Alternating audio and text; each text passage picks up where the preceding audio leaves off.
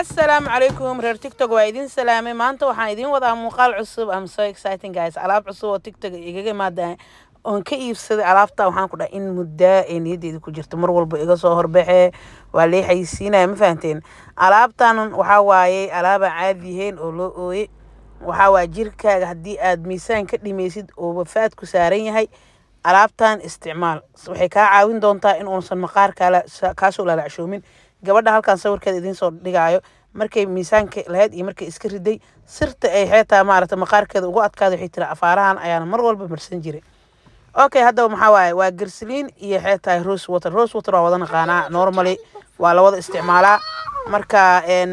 warta baashan kaligeed ma isticmaali kartid ma fahanteen ayadoo jirkaaga qoyan yahood baaf ka soo baxday inaad wax yar tifta gacanta ku siisato aad kor ka marsato ama aad rose water aad ku qasato. gabadhan waxay tiri rose water ayaan ku qasan jiray sidaas ayaan ii caawisay ay tiri anigana hadda waxaan sameeyay rose waterkiiba iyo ayada waan isla dalbada waa isku qasasa aragtiin waa war waxaan ku dhahay gacanta fiiri muraayado kale oo la iska dhex arkaya maasha Allah tabaaraka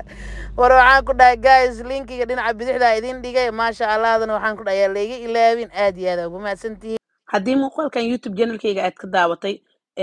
muuqaalkayga TikTok wuxuu saaran yahay commentiga ayaan dhigayaa biin ayaan ku qabanayaa linkigaas ayaad insha Allah ka raaci doontaa TikTok-gaygu ku geenayaa TikTok marka muuqaalkaas daawanaysid linkiga dhinaca bidixda basketka yuluga aad ka iibsanaysaa meeshaas ayaan ka iibsadaa.